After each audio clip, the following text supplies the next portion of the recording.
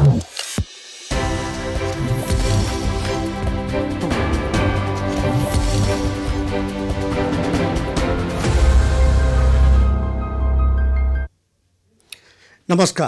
कार्यक्रम कोरोना अर्थतन्त्र र बजेटमा यहाँहरूलाई हार्दिक स्वागत छ। म रञ्जन झा। दर्शकवृन्द, कोरोना भाइरसको संक्रमण लगातार बढिरहेको छ। हामी यस कार्यक्रममा कोरोना भाइरसले देशको सामाजिक संरचना, त्यस्तै आर्थिक संरचना र अर्थतन्त्रमा पारेका असर लगायतका विषयमा छलफल गर्दै आएका छौँ। अहिले सरकार बजेट निर्माणको प्रक्रियामा अघि बढेको छ, तर यसपटक परिस्थिति भने बिल्कुलै भिन्न छ। यो भिन्न परिस्थितिमा सरकारले महत्त्वाकांक्षी वा ठुला बजेटभन्दा पनि केही कुरालाई, केही विषयहरूलाई प्राथमिकतामा राखेर बजेट ल्याउनु पर्ने हुन्छ र अर्थविदहरूले यो सुझाव दिँदै आएका छन्। आज पनि हामी यस कार्यक्रममा विभिन्न अर्थविद, त्यस्तै उद्योगी र त्यसै गरी समाजका विभिन्न क्षेत्रका व्यक्तित्वहरूसँग हामी कुराकानी गर्नेछौँ। तर कुराकानीको यो क्रम अगाडि बढाउनु अगाडि एउटा सानो रिपोर्ट। कोरोना संक्रमणको त्रास कहिले अन्त्य हुने अहिले नै अनुमान गर्न सकिन्न, तर यससँगै सङ्घर्ष गर्दै अघि बढ्न विश्व समुदाय तयार भइसकेका छन्। संक्रमणबाट सबैभन्दा बढी प्रभावित युरोपेली राष्ट्रले आर्थिक गतिविधि बढाइसकेको छ। कोरोनाबाट विश्वमै सबैभन्दा बढी प्रभावित देश अमेरिकाले पनि बिहीबारबाट 50वटै राज्यमा प्रतिबन्धलाई खुकुलो पार्दै लैजाने निर्णय गरिसकेको छ। संक्रमण लगातार बढ्दै गएको अवस्थामा पनि भारतले केही आर्थिक गतिविधि सुरु गरेको देखिन्छ। नेपालले पनि आफ्नो आर्थिक गतिविधिलाई बिस्तारै अगाडि नबढाए अवस्था भयावह हुने भन्दै अर्थविदहरूले चिन्ता जनाएका छन्। कोरोना संक्रमण अघि सकारात्मक अवस्थामा रहेको अधिकांश आर्थिक सूचाङ्कहरू लगातार निराशाजनक बन्दै गएको छ। आर्थिक वृद्धि दर ऋणात्मकसम्म हुन सक्ने आङ्कलन पनि हुन थालेको छ। विप्रेषणमा भारी कमी आएको छ र आगामी दिन यो झनै घट्ने निश्चित छ। ठूलो संख्यामा युवाहरू बेरोजगार भएका छन् भने उद्योग व्यवसाय टाँट पल्टने अवस्थामा छ। यस्तो अवस्थामा सरकारले अर्थतन्त्रलाई चलायमान बनाउन सहुलियतको ठूलो प्याकेज ल्याउनु पर्ने माग उद्योगी व्यवसायीहरूले गर्दै आएका छन्। नेपालमा पनि पछिल्लो समय कोरोनाको संक्रमण तीव्र रूपले बढिरहेको छ। यसले जनस्वास्थ्यमा पनि उत्तिकै असर पारिरहेको छ। तर सरकार अझै पनि जनस्वास्थ्य र अर्थतन्त्रप्रति गम्भीर बन्नुभन्दा फरक विषयमा ध्यान केन्द्रित गरेको छ। ठूलो संख्यामा नेपाली कामदार अझै सीमामा बसिरहेका छन् र उनीहरू कुनै न कुनै तरिकाबाट नेपाल प्रवेश गर्ने तयारीमा छन्। अव्यवस्थित तरिकाले प्रवेश गरेकै कारण नेपालमा संक्रमण बढेको तथ्यसँग सरकार जानकार भए पनि त्यसलाई व्यवस्थित गर्न सकेको छैन। क्वारेन्टिन अझै पनि पर्याप्त छैन र भएकाहरूको पनि मापदण्ड पूरा गरेको देखिँदैन, जसले समस्यालाई थप विकराल बनाउने लगभग निश्चित छ।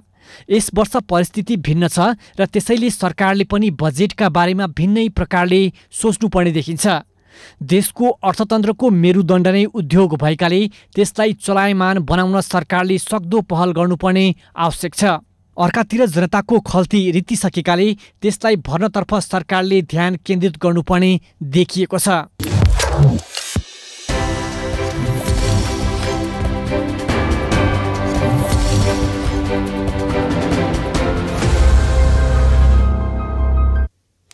दर्शकवृन्द, कोरोनाको संक्रमण विश्वभरि नै फैलिसकेको छ। विश्वका लगभग 51 लाख मानिसमा यसको संक्रमण देखिसकेको छ र 3,29,000 मानिस कोरोना महामारीको कारण मृत्युवरण गर्नु परेको छ। सकारात्मक कुरा पनि त्यहाँ छ। 20,33,000 जति निको भएर फर्किसकेका छन्। हिजोको दिनको हामी कुरो गर्ने भने एकै दिनमा संक्रमित हुने सबैभन्दा बढी सङ्ख्या रहेको थियो। 1,06,000 भन्दा बढी मानिस सङ्क्रमित भएका छन् विश्वभरमा। यसैबीच कुराकानीका लागि हामीसँग अहिले सम्पर्क जोडिनु भएको छ विराटनगरमा उद्योगी हुनुहुन्छ राकेश सुरानाजी। राकेशजी, स्वागत छ कार्यक्रम कोरोना अर्थतन्त्र र बजेटमा तपाईँलाई। नमस्कार हजुर। नमस्कार राकेशजी, के छ अहिले अवस्था? चौतर्फी अब लकडाउन छ, सबै थोक बन्द छ, आर्थिक कारोबार पनि ठप्प रहेको छ। यो उद्योग व्यवसायीलाई के कस्तो असर पारेको जस्तो देखिन्छ? यो होइन, उद्योग व्यापार पुरै कल्याप्स छ। अहिले सबभन्दा इम्पोर्टेन्ट कुरा त आफ्नो जीव जोगाउनु हो। आफू पनि बचौँ, अरूलाई पनि बचाउँ भन्ने कुरा हो मानवीय हिसाबले गर्दा। तर एउटा एज ए इन्डस्ट्रियलिस्टको हैसियतले गर्दाखेरि उद्योग व्यापारको स्थिति पुरै चौपट छ। हजुर। पुरै कम्प्लिट लकडाउन छ र रिसेसन छ, अन्तर्राष्ट्रिय मार्केटमा तपाईँको प्राइसहरू क्र्यास भएको छ कच्चा पदार्थहरूको। हाम्रो इकोनोमिक कन्डिसन अलरेडी नराम्रो थियो र अहिले यो लकडाउनले गर्दाखेरि अझै इकोनोमिक पुरै ध्वस्त भएको छ। उद्योगी व्यवसायहरू एकदमै असाध्यै निराश छन् र राज्यको तर्फबाट म पनि उद्योग संगठन मोरङको उपाध्यक्ष पनि भएको हैसियतले पनि राज्यको पक्षबाट कमसे कम यो राहत शब्द नभनौँ, सर्भाइभलको लागि कुनै पनि कदम अहिलेसम्म चालिएको छैन। विगत 2 महिना भइसक्यो। कमसे कम यो 2 महिनाको बिचमा कमसे कम उद्योगी व्यापारीलाई पनि सम्हाल्नु पर्ने जरुरी थियो, किनभने उद्योग व्यापार ध्वस्त भयो भने एउटा उद्योग व्यापार देशको आर्थिक मेरुदण्ड नै हो। यो यस्तो ध्वस्त देशको आर्थिक मेरुदण्ड हो र रोजगारी सबभन्दा ठुलो कुरा के छ भने उद्योग व्यापारीहरूलाई विभिन्न आज यो कोरोनाले गर्दा हामी नेपाल मात्रै होइन सम्पूर्ण मुलुकहरू नै यसबाट ध्वस्त भएको अवस्था पाइरहेको छौँ। तर अन्य सबै मुलुकहरूमा कमसेकम यस्तो बेलामा उद्योगी व्यापारीहरूलाई प्रोटेक्सन गर्ने काम राज्यबाट भइराखेको छ। तर हाम्रो कन्ट्रीमा अहिलेसम्म पनि उद्योगी व्यापारीको लागि यस बेलामा कसरी उकास्न मिल्छ भन्ने कुनै पनि स्ट्यान्डर्ड पोलिसी आएको छैन। त जहाँसम्म अब हामी आशा गरौँ बजेटबाट तर केही उद्योग राकेशजी केही उद्योग त अहिले पनि खोलिएका छन्, खास गरी अत्यावश्यक सामग्री उत्पादन गर्ने उद्योगहरू। ती उद्योगहरूको चाहिँ अवस्था कस्तो छ अहिले? होइन जो उत्पादनलाई बजारसम्म पुर्याउने अवस्था छ त अहिले के कस्तो छ त्यहाँ? होइन, खाद्यान्न उद्योगहरू त हेर्नुहोस् चलिरहेको छ, बजारमा पनि गइरहेको छ। 100% क्यापेसिटीमा नचले पनि खाद्यान्न उद्योगहरू 60% 65% क्यापेसिटीमा चलिरहेको छ। जुन उद्योग चलिरहेको छ हामीले पनि राज्यलाई विभिन्न सुझावहरू दिएको छौँ। हामीले पनि आफ्नो देशको आर्थिक अवस्था थाहा छ होइन, त हामीले पनि जुन उद्योग चलिरहेको छ, जुन 50% 60% क्यापेसिटीमा पनि चलिरहेको छ, उनीहरूलाई फेसिलिटेट गर्नुपर्छ भनेको होइनौँ। तर जो उद्योग 100% बन्द छन् ती उद्योगहरूलाई फेसिलिटेट गर्नुपर्छ, हामीले त्यो कुरा सरकारलाई सुझाव दिएको छौँ। र मैले त अस्ति पनि हाम्रो अर्थ सचिवहरूदेखि ज्यूलाई सबैलाई के एउटा सल्लाह पनि दिएको छु भने कुन उद्योग बन्द छ, कुन उद्योग चालु छ, त्यसको प्यारामिटर भनेको विद्युतको बिल। जुन उद्योगीहरूको विद्युतको बिल छ लकडाउन अवधिभन्दा अगाडि 3 महिनाको विद्युतको बिल लिएर एनालाइसिस गर्दाखेरि अहिले थाहा हुन्छ कुन उद्योग चलेको छ छैन। जुन उद्योग सम्पूर्ण रूपमा बन्द छ त्यो उद्योगहरूलाई राहतको प्याकेज ल्याइदिएन भने या कुनै सर्भाइभलको लागि कुनै फेसिलिटिज दिएन भने ती उद्योगहरू चाहिँ सर्भाइभ हुन सक्दैन। राकेशजी, अब यो कोरोना संक्रमण कति लम्बिने हो अझै अब यकिन अहिले गर्न सकिँदैन हैन। यो लकडाउन पनि कति बढ्ने हो त्यसको पनि अब ठेगान छैन, अहिले भन्न सकिन्न। अनि के यसरी नै उद्योगलाई बन्दको अवस्थामा राख्ने त होइन? लकडाउन गर्नु भनेको के हो भने इन्डियामा पनि अन्य मुलुकहरूमा पनि लकडाउन किन गरियो भने लकडाउन गरेर त्यो लकडाउनको पिरियडमा गभर्नमेन्टले वार फुटमा प्रिपेरेसन गरेको छ। कस्तो प्रिपेरेसन गरेको छ भने लकडाउन खुलिसकेपछिको अवस्थामा हुने भयावह स्थितिलाई कसरी ब्यालेन्स गर्ने, कसरी कोरोना लागिसकेको मान्छेहरूलाई कसरी व्यवस्थित गर्ने, कसरी म्याक्सिमम टेस्टिङ गर्ने, त्यो काम गरेको छ अरू सरकारहरूले र त्यसपछि लकडाउन खोलेको छ। अब हामीका चाहिँ अधिकतम के लाग्छ भने काम थोरै भएको छ र लकडाउन चाहिँ हामी 60 डेज हलिडे मात्रै इन्जोय गर्यौँ क्या। आज 57 दिन हो। 57 दिन हामीले हलिडेज मात्रै गर्यौँ। त्यो वार फुटमा किन लकडाउन राखेर त कुनै साध्य नै छैन। अब हामीले यसलाई खोल्नै पर्ने हुन्छ र खोलिसकेको पछिको अवस्थालाई ह्यान्डल गर्नको लागि प्रिपेरेसन गर्नको लागि मात्रै लकडाउन गरे भए हुन्थ्यो। अब हामीका अलिकति कस्तो देखियो भने कोरोनाबाट चाहिँ 2-4वटा मान्छे पनि नमरोस् र भुकमरी आएर अन्य सेक्टरबाट चाहिँ हजारौं मान्छे मर्यो भने केही नहुने जस्तो गरी लकडाउनको अवस्थाभन्दा बाहेक घातक अवस्था त अझ अगाडि आउनु नै बाँकी छ। त लकडाउन राखेर अब किनभने यो कोरोना भोलि नै ठिक हुन्छ, पर्सि नै ठिक हुन्छ भन्ने यसको कुनै हामीले थाहा पनि छैन त्यो कुरा। त जब ठिक हुने कुरा थाहा छैन भने लकडाउन त खोल्नै पर्छ। लकडाउन खोलिसकेको पछिको अवस्थालाई हामीले कसरी ह्यान्डल गर्न सक्छौँ त, त्यो इम्पोर्टेन्ट फ्याक्टर हो। त्यसतर्फ धेरै वार फुटमा हाम्रो प्रिपेरेसन भएको जस्तो लाग्दैन। हामीलाई पनि देखेका छैनौँ, हामीले प्रिपेरेसन नभएका होइनन्, भएका छन् तर त्यो लेभलमा भएको छैनन् जुन लेभलमा रिक्वायरमेन्ट थियो। हामीले लकडाउनमा हलिडेज मात्रै इन्जोय गर्यौँ, वेटिङ आवर्स मात्रै गर्यौँ। अनि के गर्नुपर्ने त जस्तै अहिले उद्योग व्यवसायलाई चलायमान बनाउनको लागि या उद्योगी व्यवसायीले जुन अहिले एक किसिमको समस्या भोगिरहेका छन् ती समस्याहरूबाट उनीहरूलाई पार लगाउनको लागि के गरिदिनु पर्थ्यो त? हेर्नुहोस्, उद्योगी व्यवसायीको लागि के छ भने एउटा कुरा रियल स्थिति के एनालाइसिस गर्नु पर्यो। हाम्रो नेपालको उद्योगी व्यवसायीहरूको क्षमता, लस बियरिङ क्षमता या हाम्रो क्यापिटलको क्षमता धेरै बढी छैन हैन। त धेरै क्षमता छैन भने राज्यले अहिले के गर्नु पर्थ्यो भने जस्तो लाग्छ, जसरी उद्योगका प्यारामिटर 2-3 कुरा छन् अहिले बन्द भएको अवस्थामा 2-4 कुरा एकदम इम्पोर्टेन्ट। एउटा फाइनान्शियल कस्ट, अर्को कर्मचारी र मजदुरको तलब, अर्को उद्योगीहरूसँग भइरहेको कच्चा पदार्थहरूको जुन इन्टरनेसनल मार्केटहरूमा रिसेसन आएको छ त्यसले गर्दा जुन लस भएको छ त्यो लस। त हामीले पनि राज्यको ढुकुटीको अवस्था बुझेको छौँ। अब स्टेटले के गरिदिनु पर्ने, स्टेटले ब्यालेन्स गरिदिनु पर्ने काम मात्रै गरिदिनु पर्यो। स्टेटले ब्याङ्किङ सेक्टर पनि प्राइभेट सेक्टरकै हो हैन। स्टेटले ब्याङ्किङ सेक्टर, नेपाल विद्युत प्राधिकरण, आज तपाईँ उद्योगहरू बन्द छ, नेपाल विद्युत प्राधिकरणले डिमान्ड शुल्कहरू लिइ नै रहेको छ। विद्युत प्राधिकरण आज यत्रो नाफामा छ, उद्योग व्यवसायहरू बन्द छ, ब्याङ्कले ब्याज लिइराखेको अवस्था छ। त हामीले पनि ब्याङ्कको ब्याज शून्य गरिदिनुहोस् भन्न खोजे होइन। ब्याङ्कको ब्याजलाई 5% कमसेकम अहिले जुन छ 5% जति कमसेकम हाराहारीमा कर्जाको ब्याज कसरी घटाउने, त्यो घटाउनको लागि राज्यले होमवर्क गरिदिनु पर्छ हैन। र उद्योगी जो बन्द भएको उद्योग छ, जो चालु भएको उद्योग छ, जो चलिरहेको छ 50-60% उनीहरूलाई फेसिलिटेट गरिदिनुहोस् या राज्यको ढुकुटीको दुरुपयोग होस् भन्न चाहेको होइनौँ हामीले। जो रियलमा बन्द छ, रियलमा भिक्टिम छ, त्यो रियलमा भिक्टिम भएको मान्छेहरूलाई कति फेसिलिटेट गर्न सक्छ। जसरी आज राहत, आज तपाईँ हामी हरेक मान्छेले आफूले जति सक्यौँ जति भ्याउँछौँ त्यति हामीले ठाउँ ठाउँमा राहत वितरण गरेका छौँ हैन। त्यो मानवीय हिसाबले पनि जुन जुन सेक्टरको मान्छेले जे सहयोग गर्न सक्छ, ब्याङ्किङ सेक्टरले के सहयोग गर्न सक्छ, नेपाल विद्युत प्राधिकरणले के गर्न सक्छ, नेपाल ओइल निगमले के गर्न सक्छ, आफ्नो सेक्टरको राहत जुन छ त्यो एकदमै वितरण गर्नु। राहत भनेको होइन, यो फेसिलिटेट गर्ने, अलिकति यसमा सपोर्ट गरेन भने उद्योग व्यापार कल्याप्स हुन्छ। र अर्को विडम्बना के छ भने भएको उद्योग व्यापारबाट अनइम्प्लोइमेन्ट जेनेरेट हुन्छ र जो इन्डियाबाट या विदेशबाट अहिले आउने मान्छेहरू छन् उनीहरूलाई पनि रोजगारी दिने स्थिति सिर्जना हुँदैन। र एउटा कुरा के हेर्नुहोस् भने जहाँ पनि वर्ल्ड लेभलमा एउटा कुरा के छ भने जहाँ पनि ब्याङ्क वित्तीय संस्थाहरूले त फेसिलिटेट गर्नुपर्छ, फेसिलिटेट गरेर इकोनोमिक बुस्टअप हुनुपर्छ। अब हामी कहाँ उल्टो के भइदियो भने पहिला जमानामा जस्तो साहु महाजन थियो त्यस्तै हामी कहाँ चाहिँ ब्याङ्क वित्तीय संस्था चाहिँ साहु महाजन भइदिए र उनीहरूले प्रोटेक्सन गर्नको लागि चाहिँ नेपाल सरकार र राष्ट्र ब्याङ्क भइदियो। अनि साहु महाजन त कहिले पनि नोक्सानीमा नजाने, किन सबको घर बार भित्र तपाईँले भित्र राख्नु भएको छ हैन। अनि यस्तो हाम्रो इकोनोमिक किन बुस्टअप भएको छैन त? आज 14 वर्ष भइसक्यो तपाईँको कन्ट्री एउटा तपाईँको हेर्नुहोस्, तपाईँ माओवादी जनयुद्धको बेला हो। तर राकेशजी लकडाउन सुरु भएको केही दिनपछिदेखि नै यो उद्योगी व्यवसायीहरूले ल हामी त खत्तम भयो, हामीलाई राहत चाहियो, हामीलाई सहुलियत चाहियो भनेर भन्न थाले र अर्कातर्फ उनीहरूमाथि जुन आश्रित श्रमिकहरू थिए उनीहरूलाई पनि तपाईँहरूले हटाउन थाल्नुभयो। त यो पनि त अलिकति हजुर होइन सुन्नुहोस्, श्रमिक कुनै उद्योगीले हटाएको छैन अहिलेसम्म है, र श्रमिक बिना काम चल्दैन। एउटा कुरा तपाईँ के सोच्नुहोस् भने हाम्रो नेपालको कन्टेस्टमा धेरै रोजगारी सिर्जना नहुनुपर्ने कारण के? तपाईँ यो रियालिटीमा जानुहोस्, सेन्टिमेन्ट एउटा बेग्लै कुरा हो होइन।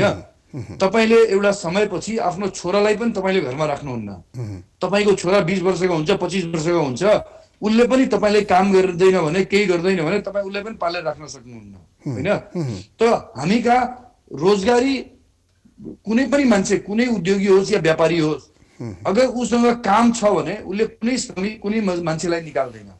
काम छ र काम गर्ने मान्छेलाई पनि कसैले पनि निकाल्दैन, तर कामै छैन भने कसैले पनि पालेर राख्न सक्दैन। हामी कहाँ के भयो भने मान्छेले बढी रोजगार दिन सक्ने अवस्था किन सिर्जना भएन भने रोजगार दियो कि त्यो मान्छे आफ्नो लाइबिलिटी हुन्छ, त्यो मेरो लागि भोलिको बोझ हुन्छ भनेर मान्छेहरू रोजगार धेरै फ्लोरिस भएको होइन क्या हामी कहाँ।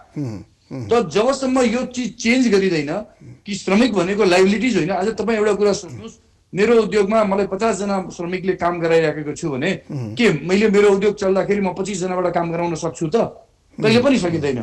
के काम गर्ने मान्छेलाई मसँग काम छ र काम गर्ने मान्छेलाई म निकाल्छु त? कहिले पनि निकाल्दैन। काम गर्ने मान्छे एफिसियन्ट मान्छे छ भने त म उसलाई खुट्टा ढोकेर पनि म राख्छु उसलाई काम। तर काम छैन भने कसरी कुनै पनि उद्योगीले कामबाट निकाल्छु भनेको छैन अहिले। राकेशजी अब हजुर हजुर हजुर राकेशजी अब हामीले हजुर भनौँ, अब जस्तै सरकार अहिले बजेट निर्माणको प्रक्रियामा लागिरहेको छ। हो यो अहिले जुन भन्नुभयो यो ठप्प रहेको छ, सम्पूर्ण अर्थतन्त्र नै ठप्प रहेको छ, यसलाई पुनः गति दिनको लागि उद्योग व्यवसायलाई पूर्ववत अवस्थामा फर्काउनको लागि सरकारले के गरिदिनु पर्ला? यो बजेटमा चाहिँ के कुरालाई प्राथमिकता दिनु पर्ला जस्तो लाग्छ?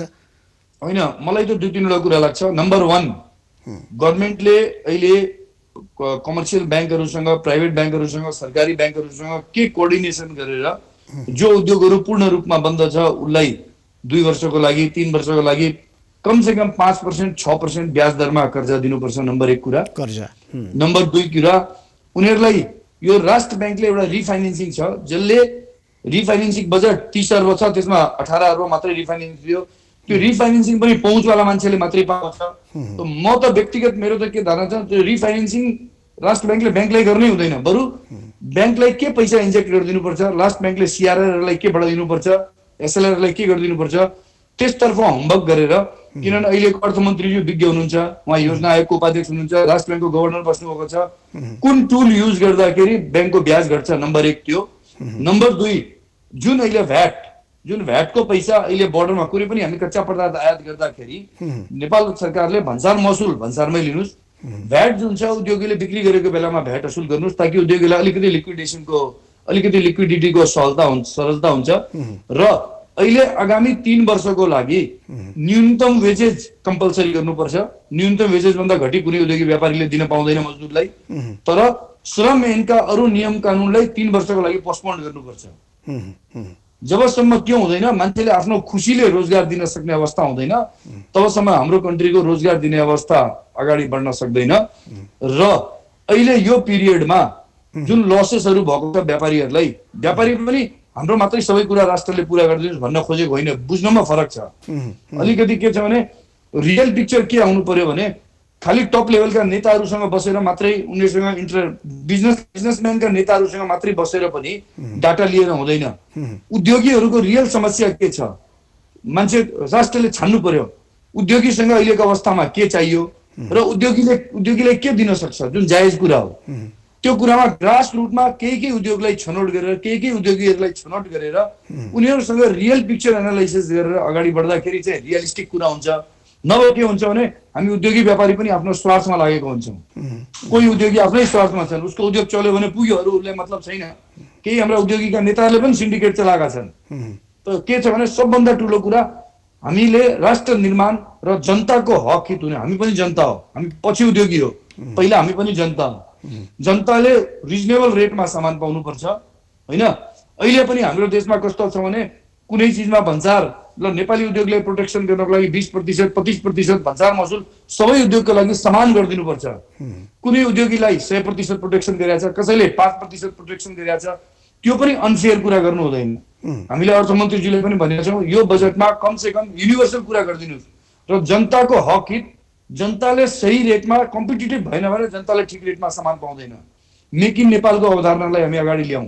आज हामीले जुन चिज नेपालमा उत्पादन हुन्छ त्यसलाई प्राथमिकता दिउँ, त्यसको रेट पनि सरकारले मापदण्ड बनाउनुपर्छ, रेट पनि सरकारले कन्ट्रोल गर्नुपर्छ। किनभने धेरै केही प्रोडक्टहरू यहाँ बनिरहेकोमा रेट पनि कन्ट्रोल छैन, अनकन्ट्रोल प्रोडक्टमा बिक्री भइरहेको छ। सरकारले रेट पनि कन्ट्रोल गर्नुपर्छ। जनताको हक हित हेरेर, जनता भनेको हामी उद्योगी पनि जनता नै, जनताको हक हित हेरेर पोलिसी अगाडि बढाउनुपर्छ र कन्ट्रोल मेकानिजम एकदम स्ट्रङ बनाउनुपर्छ। र उद्योगी भनेको विदेशबाट आएका उद्योगी छैन। यहाँ के छ भने अहिले पनि जनतालाई देखाउने पाटो र पोलिटिसियनहरूले कुरा गर्ने पाटो चाहिँ उद्योगी भनेका सब तपाईँको कर चोर, सब तपाईँको भ्रष्टाचार, सब तपाईँको कालोबजारी गर्ने मान्छे होइनन्। त्यस्ता कोही होला 1-2% मान्छेहरू त्यस्ता कालोबजारी गरिरहेका छन्। यस्तो क्राइसिसको बेला भने कानुन बमोजिम कडाभन्दा कडा कारवाही हुन्छ, हामीलाई त्यसमा विमति छैन। तर उद्योगी व्यापारी भनेको हामी नै इकोनोमीलाई ड्राइभ गर्छौँ र हाम्रो कन्ट्रीको इकोनोमिक 14 वर्ष पनि लोकतन्त्र गणतन्त्र आइसक्यो, 14 वर्षमा पनि इकोनोमिक ड्राइभ किन भएन, त्यो कुरामा विशेष सोच्नुपर्ने अवस्था हुन्छ। 14 वर्ष भनेको डेडिकेट भइसक्यो। हामीसँग समय छोटो छ, समय र संवादका लागि यहाँलाई धन्यवाद र अपेक्षा गर्छु सरकारले तपाईँहरूको कुरा सुनोस्। धेरै धेरै धन्यवाद। हामी चाहन्छौँ देश विकास होस्, अहिलेको अवस्थामा पनि हाम्रो देश फेरि रिभाइभ होस् होइन, हाम्रो देशको इकोनोमिक चलयमान होस् र उद्योगी व्यापारीहरूलाई हेर्ने दृष्टिकोण चेन्ज हुन जरुरी छ र सही उद्योगी सही व्यापारीहरूलाई एनालाइसिस गरेर सरकारले उहाँहरूसँग हातेमालो गरेर राम्रो पोलिसी ल्याएर कन्ट्रीको विकास होस् र भलो होस् भन्ने नै हामी आशा गर्छौँ। हस्त धन्यवाद। Thank you. दर्शकवृन्द, हामी कुरो गर्दैथ्यौँ विराटनगरका उद्योगी राकेश सुरानाजीसँग र उहाँले उद्योग र खास गरिकन उद्योगीहरू र व्यवसायीहरूलाई हेर्ने दृष्टिकोणको बारेमा कुरो गर्दै हुनुहुन्थ्यो। र अहिले कोरोनाका कारण सम्पूर्ण देश नै लकडाउनको अवस्थामा छ, अर्थतन्त्र बिल्कुल ठप्प छ, उद्योग धन्दा कल कारखाना सबै बन्द छन् र उद्योगीहरूले पनि ठुलो घाटा बेहोर्नु परेको छ। र यस अवस्थामा सरकारले उद्योगीहरूलाई केही कुरामा सहुलियत दियो भने नेपालको उद्योग व्यवसाय पुनः एकपल्ट फस्टाउन सक्छ भनेर उहाँले भन्दै हुनुहुन्थ्यो। र हामी कुरो गर्दै थियौँ दर्शकवृन्द, कोरोना महामारी सङ्क्रमणको बारेमा कुरो गर्दै थियौँ र सङ्क्रमणको कुरा गर्दाखेरि हामीले कुरा गरेका थियौँ बुधबार हिजो मात्रै देशमा एकै दिन 1 लाख विश्वमा एकै दिनमा 1,06,000 भन्दा बढी मानिस सङ्क्रमित भए र त्यही सङ्क्रमणको कुरा गर्दा अमेरिकामा मात्रै हिजोसम्म अमेरिकामा मात्रै 15,93,000 मानिसहरू सङ्क्रमित भइसकेका छन्। 94,900 भन्दा बढीको मृत्यु भइसकेको छ।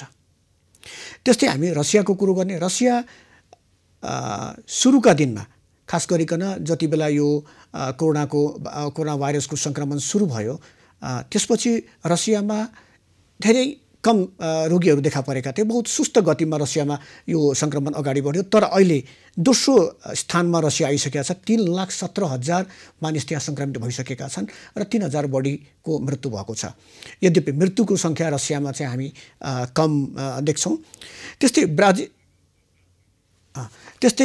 त्यस्तै ब्राजिलमा पनि हामी हेर्छौँ। ब्राजिलमा पनि सुरुको अवस्थामा चाहिँ महामारीले त्यति उग्र रूप लिएको थिएन, तर बिस्तारै यो चाहिँ 2,93,000 भन्दा बढी मानिस त्यहाँ सङ्क्रमित भइसकेका छन् र 18,800 भन्दा बढी को मृत्यु भइसकेको छ। हामी कुरा गर्दैथ्यौँ कोरोना महामारीले विभिन्न देशमा पारेको असरको बारेमा र हामीसँग अहिले जोडिनु भएको छ अर्थविद डाक्टर पोषराज पाण्डेज्यू। डाक्टर साहब नमस्कार। कार्यक्रम कोरोना अर्थतन्त्र बजेटमा यहाँलाई स्वागत छ। हजुर धन्यवाद। डाक्टर साहब सबभन्दा पहिले यो अहिले कोरोनाको सङ्क्रमणको विविध असरहरू देखिएको छ, सामाजिक असर देखिएको छ, आर्थिक असर देखिएको छ। डाक्टर साहबसँग म विशेष गरी आर्थिक कुरामा जोडिन चाहन्छु। विश्व अर्थतन्त्रमा यसले के कस्तो असर पारेको देखिन्छ अहिलेको अवस्थामा? अहिले त अब यो विश्व अर्थतन्त्रमा हेर्ने हो भनेदेखि यो त कन्ट्र्याक्सन, मतलब इकोनोमीको कन्ट्र्याक्सन भनेको मतलब जति उत्पादन हुन्थ्यो नर्मल टाइममा त्यो भन्दा धेरै कम हाम्रो उत्पादन भएको चाहिँ छ। भन्दा अहिले इन्टरनेसनल अर्गनाइजेसन्सहरूको डेटाहरूकै प्रोजेक्सनहरूलाई पनि हामी हेर्ने हो भनेदेखि लगभग ग्लोबल इकोनोमी 3%ले कम हुँदै चाहिँ छ। मतलब नेगेटिभ ग्रोथ चाहिँ त्यसरी भएको छ। अझै इन्डिभिजुअल कन्ट्रीमा हेर्ने हो भनेदेखि त यसमा मतलब % होला जस्तो चाहिँ छ। यता युरोपतिर 6% चाहिँ छ। इभन मतलब चाइना इन्डियामा पनि यो नेगेटिभ इम्प्याक्ट चाहिँ परेको चाहिँ छ। तर अब नेपालको पनि अहिले जुन चाहिँ सिबिएसले चाहिँ डेटा दिएको चाहिँ छ, अब त्यसले ग्रोथ रेट मात्रै कम हुने भने त्यसले राखेको चाहिँ छ। उसले 2.8% को ग्रोथ भनेको छ। तर उसको कन्डिसन के चाहिँ थियो भनेर भन्दा यदि जेटबाट चाहिँ हामीहरूको सबै आर्थिक इकोनोमिक एक्टिभिटिजहरूलाई नर्मलाइज हुन्छ भन्ने एजम्पसनमा 2.8% भनेर राखेको चाहिँ थियो ग्रोथको प्रोजेक्ट। तर त्यो हुन सक्ने अवस्था त छैन। मलाई के लाग्छ भन्दाखेरि अहिले जेठ आज 7-8 गते भयो। अहिले त्यही त 7-8 गते भइसक्यो। अझै हामीहरूलाई अहिले अझै पनि केही थाहा छैन भन्छ त यसले इम्प्याक्ट कसरी पार्छ भन्ने कुरा थाहा छैन। त्यसले गर्दाखेरि अब मेरो कन्जेक्चर के भन्दा यदि यो अहिलेसम्मको जुन 20 गतेसम्मको लागि हामी लकडाउनको कुरा गरे तीमा जाने हो भने पनि त्यसपछि नर्मलाइज भयो भने पनि हामी नेगेटिभ जोनमा चाहिँ हामी गइहाल्छौँ। तर अरू थप्नु पर्यो भनेदेखि -3 to -5% को नेगेटिभ ग्रोथमा हाम्रो इकोनोमी चाहिँ जान्छ भन्ने मलाई चाहिँ मेरो रफ क्याल्कुलेसनले त्यस्तो चाहिँ म देखिरहेको चाहिँ छु। डाक्टर साहब यसलाई एकदम सहजमा एकदम सजिलो तरिकाले यदि बुझ्ने गरी हामीले भन्यो भने देशको अर्थतन्त्रमा चाहिँ यसले या आम जनतालाई यसले चाहिँ के प्रभाव पार्छ? यसले अब यसरी चाहिँ म राखौँ भन्दा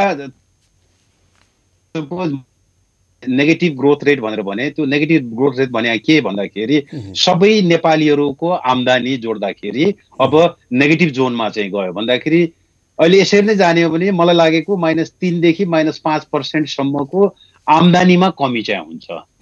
त्यो आम्दानीमा कमी कसरी चाहिँ हुन्छ त भनेर भन्दाखेरि या त यदि हामी कुनै काम गर्ने मान्छेहरू चाहिँ छन्, कामदारहरू छन्, उनीहरूको रोजगारी जाला अनि उनीहरूको आम्दानी चाहिँ त्यहाँबाट यदि कुनै बन्द व्यापारमा लागेका मानिस भनेदेखि उनको बन्द व्यापार चाहिँ नचल्ने भयो अनि उनीहरूको आम्दानी कम हुने चाहिँ भयो, अथवा कुनै प्रोफेसनल्सहरू चाहिँ छन् भने पनि उनीहरूको आम्दानी कम हुने भयो, होटल व्यवसायी छन् भनेदेखि होटल व्यवसाय बन्द हुने भयो, उनीहरूको आम्दानी कम हुने भयो। भन्दाखेरि यसले लगभग सबै क्षेत्रमा यसले इम्प्याक्ट चाहिँ र सबै वर्गमा यसले इम्प्याक्ट गर्छ।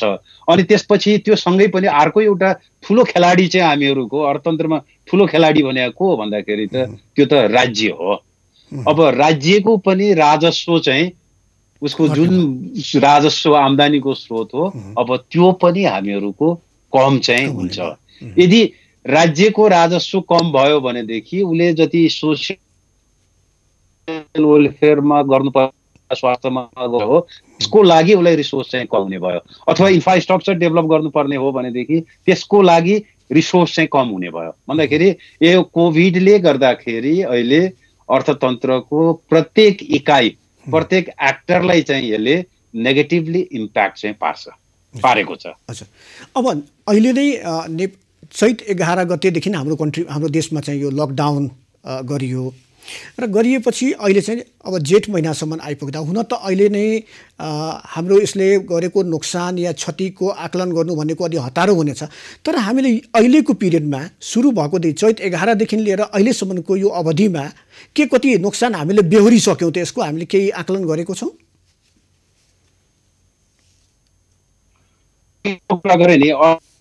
आकलन भनेर भन्दाखेरि सेन्ट्रल ब्युरो अफ स्ट्याटिस्टिक्सले हामीहरूको ग्रोथ रेट कम हुने भन्ने कुरा चाहिँ यसले देखायो।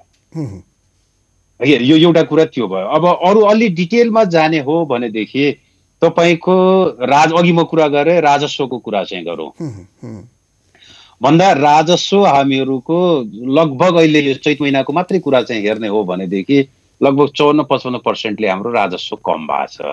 भन्दा अहिले हामीहरूको जम्मा जम्मी 610 अरब चाहिँ राजस्व भएको छ। त्यो कति हो भनेर भन्दा हाम्रो बजेटमा जति हामी प्रोजेक्सन गरेका चाहिँ छौँ त्यसको 52-53% मात्रै चाहिँ अहिले त्यतिसम्म मात्रै हामी रियलाइज गर्न सकेका चाहिँ छौँ। त्यस्तै एक्सपोर्टमा हेर्ने हो भने निर्यातलाई हेर्ने हो भनेदेखि अघिल्लो वर्षको चैत महिनासँग हामी तुलना गर्ने हो भनेदेखि यो 54%ले हामीहरूको कम भएको छ। त्यस्तै आयात पनि हामीहरूको 43%ले आयात पनि कम भएको चाहिँ छ। त्यस्तै सरकारी खर्च पनि हामीहरूको क्यापिटल एक्सपेन्डिचर जुन चाहिँ हाम्रो विकासका खर्च भनेर भन्छौँ अहिले भनेको हिजोसम्मको चाहिँ यदि हामी डेटा हेर्ने हो भनेदेखि जम्मा 115 अरब मात्रै छ। त्यो भने कति भन्दा हामीहरूले बजेट गरेको 28% चाहिँ मात्रै हो भन्दा अझै 72% चाहिँ हामीहरूको त्यही अब 50 दिन जसो बाँकी चाहिँ छ। वर्षमा 50 दिन मात्रै बाँकी छ, त्यसको लागि 72% अझै हामीहरूको बाँकी खर्च छ। भन्दाखेरि सरकारले राजस्व पनि मिट गर्न सकेका छैन अनि त्यसपछि यतापट्टि हाम्रो खर्च पनि गर्न सके। इन्डिभिजुअलमा जाने हो भनेदेखि म हेर्दै इन्डस्ट्रीहरू म्यानुफ्याक्चरिङ युनिटमै जाने हो भनेदेखि पहिला लगभग 70-75% को क्यापासिटीमा चल्ने चाहिँ हाम्रा उद्योगहरू अहिले 40%मा पनि चल्न चाहिँ गाह्रो भइरहेको छ। अब होटलहरूको हेर्ने हो भनेदेखि हाम्रो लगभग बन्दको स्थिति छ। भन्दाखेरि अहिलेको स्थितिमा अलिकति हामीहरूको रिटेल ट्रेडहरू अनि औषधिको बिक्री बाहेक अरू इकोनोमिक एक्टिभिटिजहरू चाहिँ हामीहरूको सबै बन्द भएको छ। त्यो भनेको कति भन्दाखेरि त हामीहरूको रोजगारीमा अब यहाँ चाहिँ इम्प्याक्ट चाहिँ पर्यो। भन्दा जति डेली वेजमा कन्स्ट्रक्सन लगायतका डेली वेजमा जाने हुन् उनीहरूको लाइकको चाहिँ रोजगारी प्लस उनीहरूको आम्दानीमा चाहिँ अब त्यो इम्प्याक्ट पर्यो। त्यसले गर्दाखेरि त अब पोभर्टी पनि नि हामी अहिले जति चाहिँ हामी पोभर्टी 18% इन्कममा 18% पोभर्टी बिलो पोभर्टी जुन हामी भन्यौँ अब अहिले बढेर 35-40%मा पुग्न चाहिँ सक्छ यो वर्षमा। अब एकातर्फ रोजगारीको कुरा गर्दाखेरि एकातर्फ हामी हेर्छौँ हाम्रै आफ्नै पनि यहाँ उद्योगहरू बन्द भएका छन्, कल कारखानाहरू बन्द भएका छन् भनेपछि त्यहाँ ठुलो मात्रामा त्यहाँ अब बेरोजगारीको अवस्था आएको छ। यही समयमा ठुलो सङ्ख्यामा उता छिमेकी राष्ट्र भारतमा काम गरिरहेका थुप्रै नेपालीहरू पनि फर्किएका छन्। यतातिर अब के अरे विदेशमा पनि बसिरहेका विशेष गरी खाडी मुलुकमा बसेकाहरू पनि आउन खोजिरहेका छन् नेपाल। अब यसले त डाक्टर साहब एकदमै ठुलो समस्या निम्त्याउला जस्तो छैन र आगामी दिनमा? बिल्कुल बिल्कुल होइन। अब अहिलेको त तपाईँको कोभिडले नै अहिले सुरुमा त हामीहरूको हेल्थ क्राइसिस भनेर हामी भनेका चाहिँ छौँ, तर अब यही पारामा अलिकति अलिक बढ्ता नै हामीहरूको लकडाउन र इकोनोमिक एक्टिभिटिज गर्न नपाउने भनेदेखि त्यो त अब इकोनोमिक क्राइसिसमा चाहिँ हामीहरूको कन्भर्ट हुन सक्छ। यदि के अरे इकोनोमिक क्राइसिस अलि म्याच्योर्ड भएर धेरै कम्पनीहरू अथवा धेरै इकोनोमिक युनिट भन्दा इन्डस्ट्रीहरू तिनीहरू टाट पल्टिए भनेदेखि त्यो फाइनेन्सियल अथवा ब्याङ्किङ क्राइसिसमा जान चाहिँ सक्छौँ। अझै त्यसपछि जुन अहिले बेरोजगारी त्यो बन्द हुने बित्तिकै जुन बेरोजगारी थपिने हो र विदेशबाट बेरोजगार भएर आउने जुन नेपाली हो ती थपिने हो भनेदेखि त अब त्यो सोसियल क्राइसिसमा पनि कन्भर्ट हुन चाहिँ सक्छ। भन्दाखेरि एट ए टाइम यसरी चाहिँ जाने हो भनेदेखि अलि राम्रो पोलिसी सकेनौँ भनेदेखि लगातार 4वटा क्राइसिस चाहिँ नेपालले फेस गर्न चाहिँ सक्छ है। डाक्टर साहब, अब यो कोरोना महामारी कहिलेसम्म जाला, लकडाउन कहिलेसम्म जाला, यो अब अनिश्चित छ, अहिले नै भन्न सकिने अवस्था छैन। तर के यो आर्थिक गतिविधि जुन छ यसलाई यसरी नै ठप्प नै राख्ने त? अब यो त किनकि अब अहिले भर्खरै अब आजैको कुरा गर्दाखेरि अमेरिकाले आजबाट चाहिँ 50वटै आफ्नो राज्यमा चाहिँ आंशिक रूपमा त्यहाँ चाहिँ प्रतिबन्धहरूलाई फुकुवा गर्दै गएको छ। उता युरोपमा पनि समस्या त थियो, अझै पनि छ, तर उसले पनि आफ्नो आर्थिक गतिविधिलाई बिस्तारै खुकुलो पार्दै लगेको छ। भारतकै कुरा गर्दाखेरि मे 25बाट सायद उनीहरूले अब के अरे उडानहरू पनि सुरु गरिरहेका छन्, बिस्तारै बजार खोलिरहेका छन्। अब यसलाई नेपालको हामी परिप्रेक्ष्यमा कुरा गर्ने भने यसरी नै ठप्प राख्ने कति दिनसम्म यसरी सकिन्छ या के गर्न सकिन्छ अहिलेको अवस्थामा? अहिले यो सरकारले के गर्यो भनेर भन्दाखेरि लकडाउन भनेर सरकारी लकडाउनमा बसिया जस्तो चाहिँ गरिदियो। भन्दा यो लकडाउन भनेको हामीहरूको टाइम बाइङ हो। त्यो मौकामा हामीहरूले आफ्नो त्यो तयारी चाहिँ टाइम बाइङ गरेका चाहिँ छौँ, तर त्यो तयारी गर्नुपर्ने चाहिँ थियो, तयारी गर्न चाहिँ सरकारले अहिले सकेन।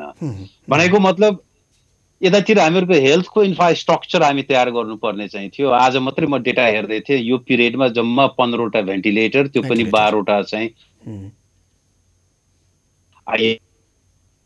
हामी हजारौं भेन्टिलेटर, हजारौं आइसियु युनिटहरू इस्टाब्लिस गर्न सक्नुपर्थ्यो। अथवा हामी अहिलेको आजको तारिखमा यो लकडाउन भएको पनि अब 80-60 दिन पुग्न लागिसक्यो। यो बेलामा कम्तीमा पनि हामी 1 लाख भन्दा बढ्ताको हामी टेस्ट गरिसकेका हुनुपर्थ्यो। त्यो चाहिँ मिलियन्समा टेस्ट गरे हुनुपर्ने त्यो चाहिँ गर्न सकेनौँ। वास्तविक गर्नुपर्ने के थियो भन्दाखेरि जुन चाहिँ भल्नरेबल ग्रुप हो, उनीहरू भल्नरेबल ग्रुप भनेको ओल्ड पिपुल अथवा कोमर्बिडिटी भए मान्छेहरू, उनीहरूलाई सेफ राखेर अरूलाई बाहिर चाहिँ जाने, तर उसको इमिडिएट टेस्ट चाहिँ उसँग भएका जति पनि उसँग के अरे कन्ट्याक्ट भएको छ उनीहरूलाई ट्रेस गर्ने अनि आइसोलेसनमा राख्ने। भन्दाखेरि त्यसरी जानुपर्छ, जति सक्यो त्यति धेरै टेस्ट गरेर भएको त्यो सेक्युर्ड मान्छेलाई अनि बाहिर चाहिँ लिएर जानुपर्ने। त्यतातिर सरकारको कुनै ध्यानै गएन, त्यतातिर कामै केही भएन। त्यसले गर्दाखेरि एकदमै सजिलो अप्सन के भन्दाखेरि लकडाउन सबैलाई घरभित्र राख्दियो भनेदेखि यसको इन्फेक्सन बढी स्प्रेड हुने चान्स त कम भयो। त्यसले गर्दाखेरि सरकारले एकदम सजिलो अप्सन मात्रै लियो। तर त्यो पनि राम्ररी हुन सकेन, किनकि अझै पनि देखिएको छ आजै पनि सीमापारी प्रदर्शन भइरहेछ, हामी नेपाल प्रवेश गर्न चाहन्छौँ भनेर। भनेपछि त्यसलाई पनि हामी व्यवस्थित त गर्न सकेनौँ, यो सरकारले व्यवस्थित गर्न सकेन। होइन, बिल्कुल सकेन। तपाईँको त्यहाँ त्यसरी राख्नुभन्दा नि सीमामा नेपालीलाई आफ्नो मातृभूमिमा छिर्न छैन यो सरकारले। त्यहाँ हामी गरेर जो नेगेटिभ आएछ उनीहरूलाई घर पठाइदिने, जो पोजिटिभ आएछ उनीहरूलाई आइसोलेसन अथवा हस्पिटलमा पठाइदिने गरे त भइगयो नि। भन्दाखेरि त्यही अगाडिदेखिको तयारी जुन चाहिँ टेस्टहरू गर्नु, टेस्ट भनेर भनिरहेछ अरू मुलुकहरूमा, त्यो नगरिकन अब के अरे उनीहरूले फैलाउँछ भनेर हामी मतलब नेपालभित्र चाहिँ थिर्न दिएको छैनौँ। भन्दाखेरि यो त साह्रै अमानवीय काम चाहिँ हामी सरकारको तर्फबाट गरिरहेछौँ। के गर्नुपर्ने हामी ठिक छ, आऊ हामी टेस्ट गर्छौँ, बोर्डरमा हामी टेस्ट गर्छौँ, तिमीलाई रहेछ नेगेटिभ रहेछ भनेदेखि जाऊ तिमी घर जाऊ, आफ्ना के अरे नर्मल एक्टिभिटिज गर, पोजिटिभ रहेछ भनेदेखि आओ तिमी हस्पिटलमा जाऊ या के अरे सिम्पटम के रहेछ भने हस्पिटलमा जाऊ, सिम्पटम के छैन भनेदेखि आइसोलेसनमा बस जाऊ। त्यति गर्दै चाहिँ उनीहरूलाई एकदम स्ट्रेसमा चाहिँ नेपालीलाई नै स्ट्रेसमा दिएर राखिरहेको चाहिँ छौँ। यो वास्तविक यो तपाईँको स्टेटले म्यानेज गर्न नसकेको कुरो हो। डाक्टर साहब, मानवीय स्वास्थ्यको समस्या चाहिँ स्टेटको देखिएन। डाक्टर साहब, मानवीय स्वास्थ्यको समस्या त देखिएकै छ, निश्चित रूपमा छ। तर अर्कोतर्फ हामीले हेऱ्यौँ भने यो अर्थतन्त्र बिल्कुलै ठप्प भएकोले गर्दाखेरि अब एउटा नयाँ खालको समस्या आउन सक्ने सम्भावना पनि देखिन्छ। त्यो होला भोकभोकै मर्नुपर्ने अवस्था नआउला भन्न सकिन्न। अब यस्तो अवस्थामा यो अर्थतन्त्रलाई पुनः चलायमान बनाउनको लागि सरकारले चाहिँ के गर्नु पर्ला अहिलेको अवस्थामा? अहिले त सरकार अहिले बजेटका कुरा गरेका छन्, सरकारका नीति तथा कार्यक्रमका कुरा गरेका छन्। यस्तै मेजर प्रायोरिटी हुनुपर्ने कहाँ भन्दाखेरि मान्छेको जीवन र लाइभलीहुडलाई प्रोटेक्ट गर्ने चाहिँ थियो, फर्स्ट प्रायोरिटी हुनुपर्ने चाहिँ थियो। अब त्यतातिर चाहिँ त्यति एक्सन गएको छैन। त्यसले गर्दाखेरि लाइफ बचाउने भन्दाखेरि भाइरसलाई चाहिँ कन्टेन गर्ने काम चाहिँ हामी गरौँ। त्यसको लागि चाहिने जुन हेल्थको इन्फ्रास्ट्रक्चर हो, त्यसलाई चाहिने ह्युमन रिसोर्सेस हो, त्यहाँ चाहिँ पर्टिकुलरली फोकस चाहिँ गरौँ। कन्टेन गर्ने भनेको तपाईँको के भनेर भन्दाखेरि त टेस्ट नै गर्ने हो, अनि त्यसपछि अनि उनीहरूको ट्रिटमेन्ट गर्ने हो, अनि ट्रेस गर्ने हो। त्यो फोकस चाहिँ गर्नु पर्यो। अनि अब अर्को चाहिँ हाम्रो प्रायोरिटी के भनेर भन्दाखेरि त कुनै पनि मतलब एउटा बिजनेस इन्टरप्राइज चाहिँ कोही पनि दिवालिया चाहिँ नहोस् है, र कसैले पनि अहिले पाइरहेको जागिर जुनको चाहिँ छ त्यो जागिर चाहिँ इम्प्लोइमेन्ट चाहिँ उनीहरूले लुज नगरून् भन्ने कुरामा जानुपर्ने हो। तर अब त्यसको लागि के अरे ब्याङ्क्रप्सीबाट बचाउनको लागि सर्टेन रिलिफको प्याकेज त प्राइभेट सेक्टरले दिनु पर्यो नि। अब त्यो चाहिँ अहिलेको कन्टेक्स्टमा त्यो आएको छैन। एउटा फ्याक्टर त्यो हो अघि उनीहरूलाई बचाउने। अनि अर्को इकोनोमिक एक्टिभिटिजमा जाँदाखेरि अघि म सुरुमै जो कुरा चाहिँ म गरेँ, हामी टेस्ट चाहिँ जति हामी टेस्ट गरौँ, अनि त्यसलाई के अरे टेस्ट गरेपछि अनि मात्रै कति चाहिँ हामीहरूको इन्फेक्सन चाहिँ छ, वो चाहिँ कसरी चाहिँ हामी इकोनोमिक एक्टिभिटिजमा हामी कुन क्षेत्रमा चाहिँ हामी के अरे लकडाउन गर्नुपर्ने या त्यो एरियालाई सिल गर्नुपर्ने अथवा सर्टेन कन्डिसन प्रोटोकल हामी बनाऊ, हेल्थ प्रोटोकल हामी बनाएर अनि इकोनोमिक एक्टिभिटिजमा चाहिँ हामी लगाउनु चाहिँ। डाक्टर साहब, अन्तिम एउटा यो अहिले हामी बजेट निर्माणको प्रक्रियामा सरकार अघि बढिसकेको छ। यस पटकको बजेटमा किनकि परिस्थिति बिल्कुलै भिन्न छ, विगतको बजेट र यसपालिको बजेटको अवस्था हामीले हेऱ्यौँ भने परिस्थिति हामीसँग भिन्न छ। यो परिस्थितिमा सरकारले के कुरालाई प्राथमिकतामा राख्नु पर्ला जस्तो लाग्छ र के कुरामा अलिक कमी गरे पनि हुन्थ्यो जस्तो छ? एउटा अर्थविदको हिसाबले भन्नुपर्दा अघि म भने अब फर्स्ट प्रायोरिटी त अघि म भने यसको मुख्य प्रायोरिटी भनेको लाइफ र लाइभलीहुडलाई चाहिँ प्रोटेक्ट गर्ने नै हो यसको प्रायोरिटी। अनि त्यसपछि सरकारको स्वास्थ्यमाथि हामीले बढी प्राथमिकता दिनु पर्यो। मुख्य चाहिँ स्वास्थ्यमै जानु चाहिँ पर्यो। स्वास्थ्यमा जाने भने पनि के ट्रेसिङ, क्वारेन्टाइनका कुराहरू, आइसोलेसनका कुराहरू, तिनीहरूमा चाहिँ जानु चाहिँ पर्यो। अनि दोस्रो चाहिँ हाम्रो यही त हेल्थ सिस्टमलाई स्ट्रेन्थेन गर्ने कुरा चाहिँ आउनु चाहिँ पर्यो। कमसे कम अब अहिले हेर्नुहोस् त, अहिले यदि अहिले कसै कुनै पनि जति पनि बिरामी इन्फेक्टेड चाहिँ छ उनीहरू कसरी देखियो भनेदेखि हामीहरूको कहीँको पनि हस्पिटल, इभन काठमाडौँले पनि त्यसलाई चाहिँ सपोर्ट गर्न सक्ने स्थिति छैन। हाम्रो हस्पिटल हेल्थ सिस्टम ओभरअल भएर जान्छ, धान्न सक्दैन। त्यसले गर्दाखेरि पनि प्रायोरिटी भने कि नभए पनि हामीहरूको 0.05% पपुलेसन बराबर सबै क्षेत्रमा, 7वटै क्षेत्रमा हामी आइसियु युनिट राखौँ, अथवा र त्यही सँगै 0.025% पपुलेसन बराबर हामी चाहिँ राखौँ। त्यो अहिलेको लागि होइन, फ्युचरको लागि। त्यसले गर्दाखेरि यो चाहिँ इन्भेस्टमेन्ट त्यहाँतिर जानु पर्यो। हेल्थ सिस्टमलाई स्ट्रेन्थ गर्ने, पिपीईको कुराहरू, मास्कका कुराहरू, अरू सेफ्टी मेजरका कुराहरू त्यहाँ प्रायोरिटी आउनु पर्यो।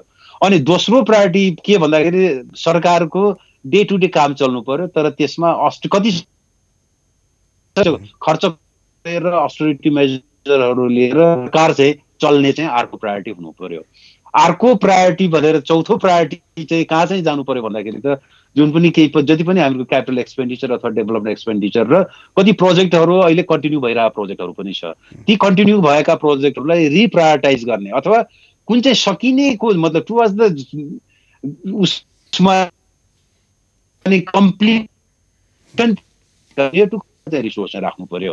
अनि त्यसपछि अर्को महत्त्वपूर्ण कुरा के भनेर भन्दाखेरि त एकदमै त्यो रिलिफ र रिकभरीको प्याकेज चाहिँ यहाँ स्ट्रङली आउनु चाहिँ पर्यो। कोही नेपाली भोकै चाहिँ सुत्नु नपरोस्, कोही नेपाली भोकै चाहिँ मर्नु नपरोस् मान्छे भन्ने चाहिँ त्यहाँ चाहिँ आउनु पर्यो। त्यसको लागि चाहिँ हामी दुईटा कुरा चाहिँ, एउटा त फुड सेक्युरिटीलाई हामी इन्स्योर गर्नु पर्यो।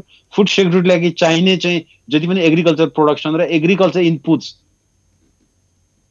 भ्यालु चेन चाहिँ हामी चाहिँ अहिले जस्तो डिस्ट्रप्ट भएको छ त्यो डिस्ट्रप्टलाई त्यसलाई चाहिँ कन्टिन्यू गर्ने काम चाहिँ त्यहाँतिर चाहिँ जानु चाहिँ पर्यो। अनि अर्को प्राइभेट सेक्टरलाई कसरी हामी बचाउने हो। आएको कस्तो भइदियो भन्दाखेरि हामी थर्ड पार्टीबाट चाहिँ हामी रिलिफको कुराहरू गरिरहेछौँ अथवा सरकारले घोषणा गर्ने काम मात्रै गरिरहेको छ। इम्प्लोइमेन्टको जब जस्तो अहिले ठुलो कन्ट्रोभर्सीमा आएको के छ भन्दाखेरि त्यो मजदुरी चाहिँ कसरी चाहिँ दिने। अब सरकारले 100% भन्छ प्राइभेट सेक्टर इन्कम छैन भन्दा यसमा सरकारको दायित्व पनि त के हुन्छ नि, सरकारले त्यहाँ सब्सिडी दिनु पर्यो।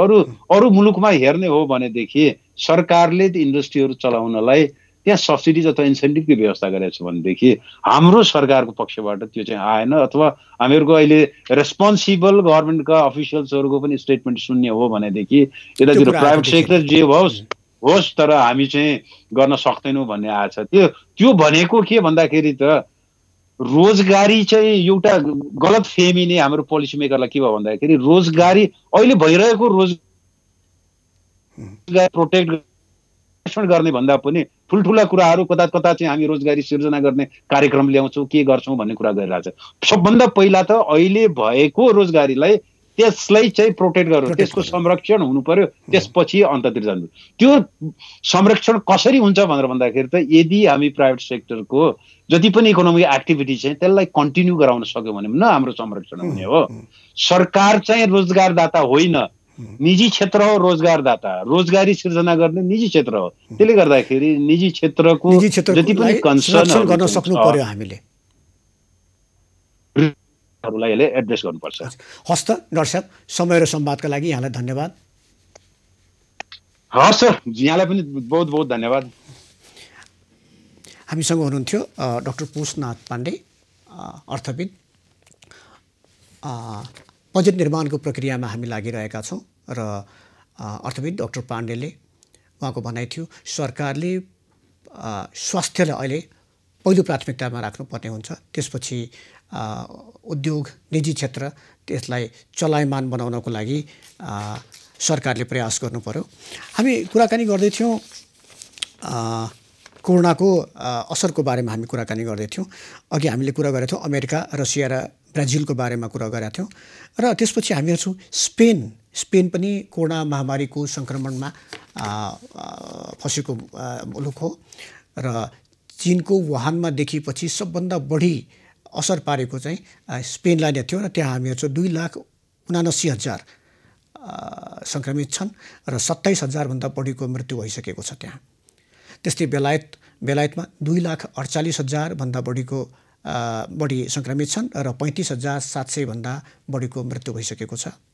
त्यस्तै इटाली, यो पनि अति नै प्रभावित मुलुक, चीनपछि सबैभन्दा बढी प्रभावित भएको मुलुक इटाली नै देखिएको थियो र युरोपको कुरा गर्दाखेरि युरोपमा पनि अलिक बढी नै प्रभावित भएको मुलुकमा इटाली थियो, जहाँ 2,27,000 मानिस सङ्क्रमित भए भने 32,300 मानिस त्यहाँ मृत्युवरण गरिसकेका छन्। फ्रान्स र जर्मनीको पनि 2 लाखकै हाराहारीमा त्यहाँ पनि सङ्क्रमितको सङ्ख्यामा रहेको छ।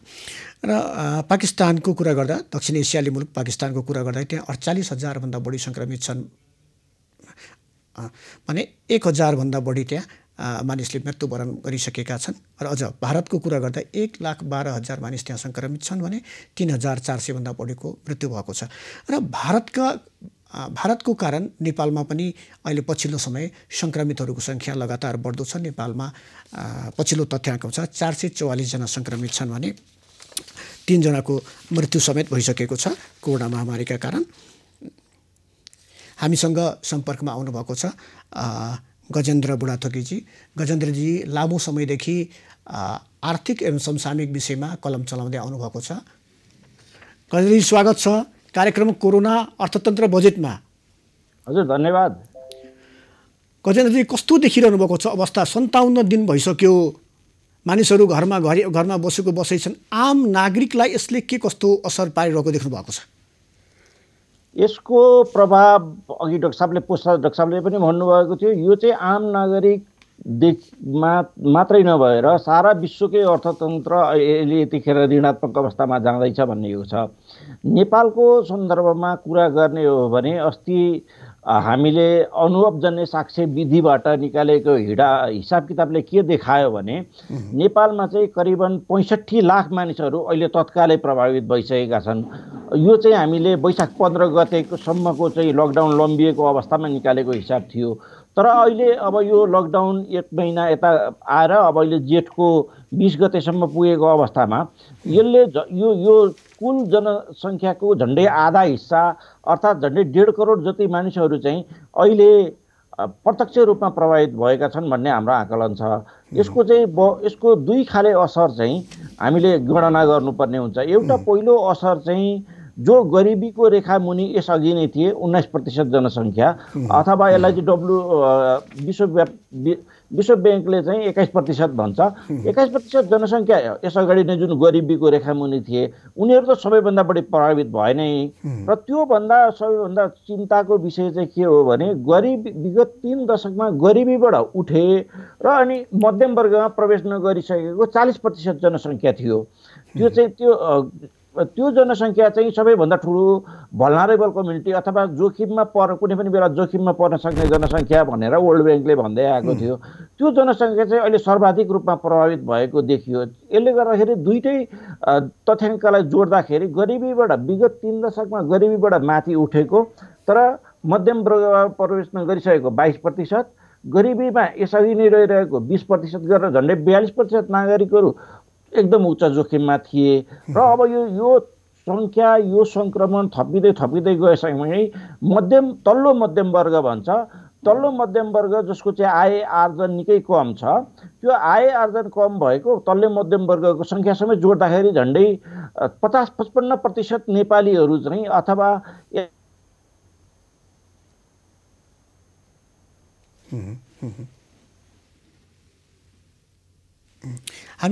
हामी कुरा गरिरहेका थियौँ गजेन्द्र बुढाथोकीजीसँग। आर्थिक क्षेत्रमा उहाँले बहुत लामो समयदेखि कलम चलाउँदै आउनुभएको छ।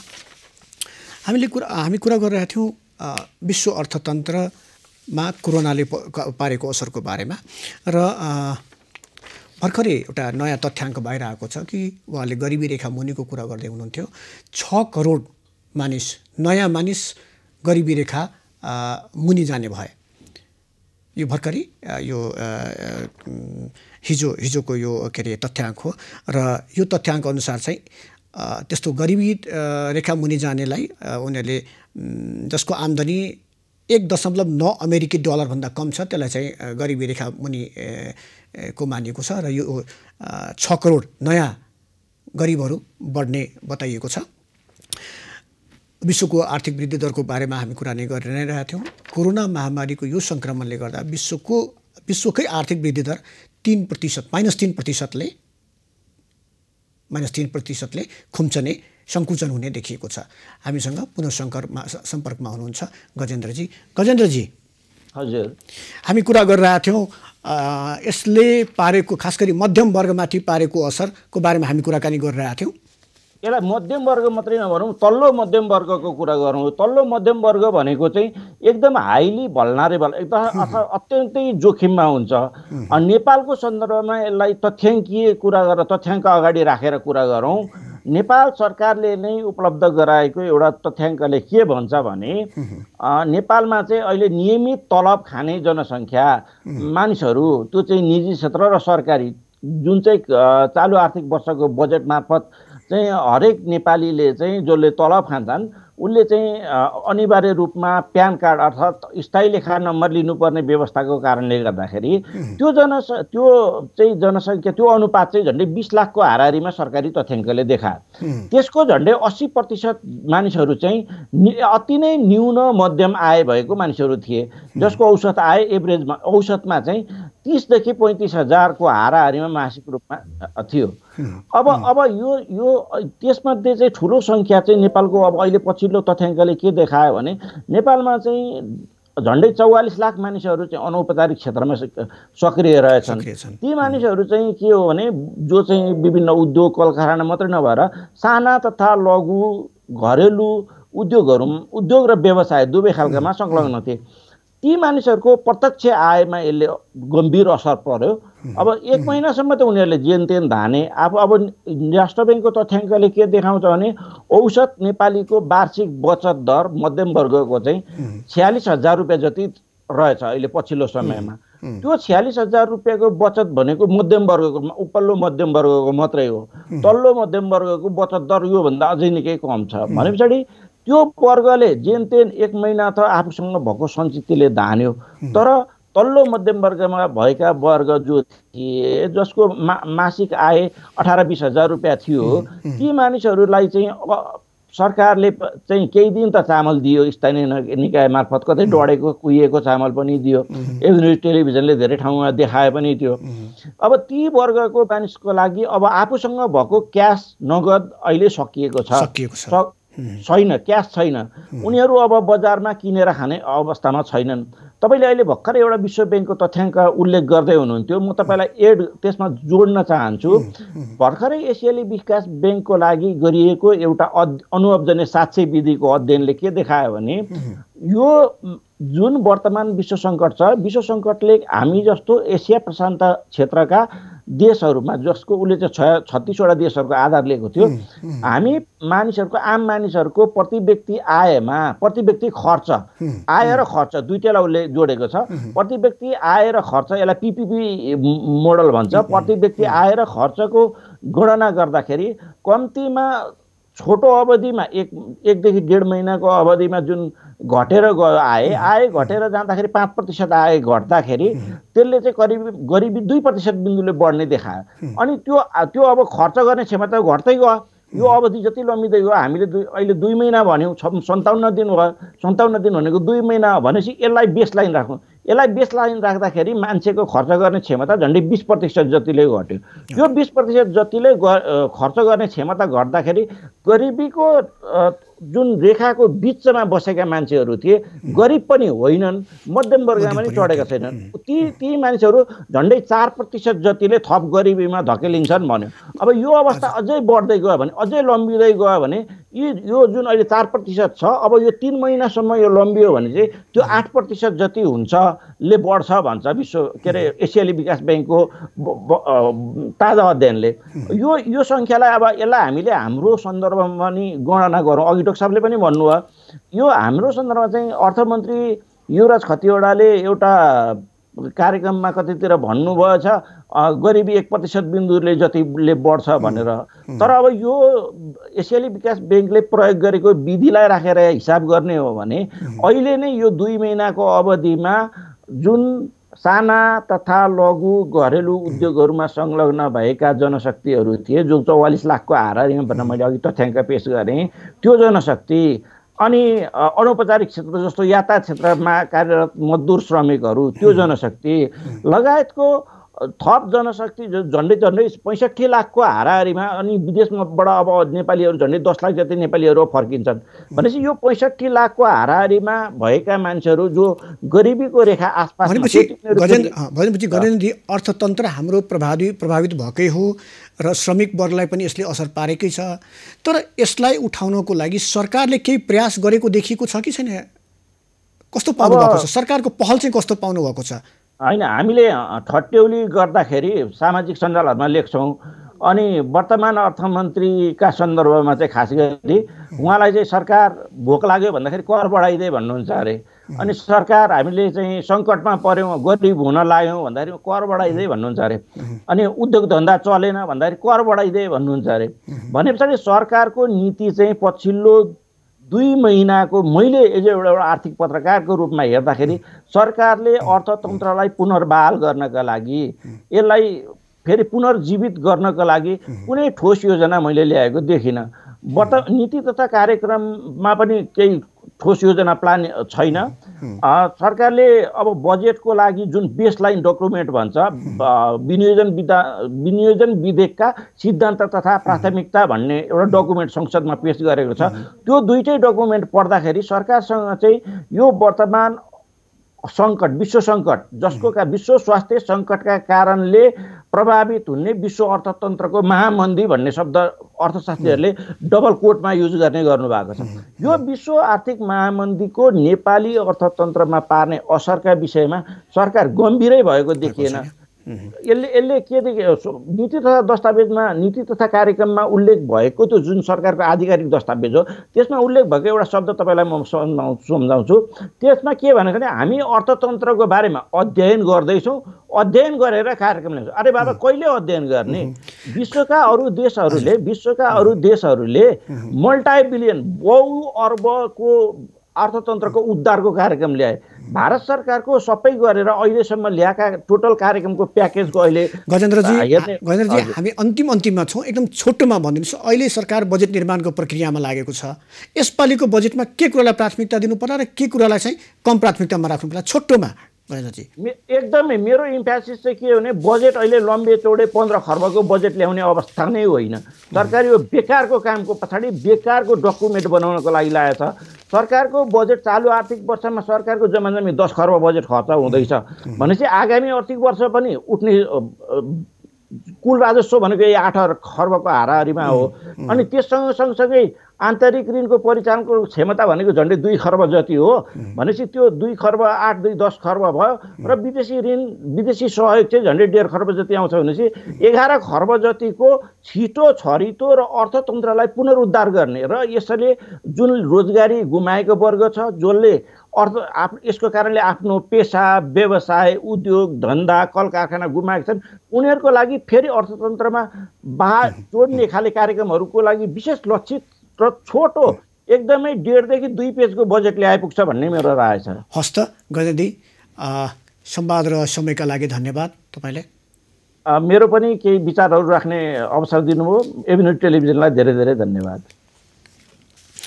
हामी कार्यक्रम कोरोना, अर्थतन्त्र र बजेटका विषयमा कुराकानी गर्दैथ्यौँ र आज हामीसँग भएका अर्थविद, उद्योगी, व्यवसायी र आर्थिक पत्रकार सबैले आफ्नो विचार व्यक्त गर्नुभयो र उहाँहरूको भनाइ थियो यसपालिको बजेटलाई सानो आकारको बनाउनु पर्यो, प्राथमिकतालाई चयन गर्नु पर्यो।